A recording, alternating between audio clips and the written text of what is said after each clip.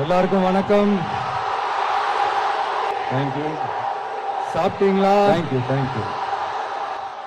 நாகப்பட்டினம் மண்ணில் இருந்து நின்று பேசிட்டு இருக்கிறேன். என் நெஞ்சில் குடியிருக்கும் விஜயோட அன்பு வணக்கங்கள்.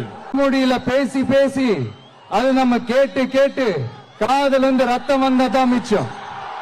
ஆனா ஒவ்வொரு டைமும் வெளிநாட்டுக்கு டூர் போயிட்டு வர்றப்பெல்லாம் அத்தனை கோடி முதலீடு, இத்தனை கோடி முதலீடு சிஎம் அவர்கள் சிரிச்சுக்கிட்டே சொல்லுவாரு.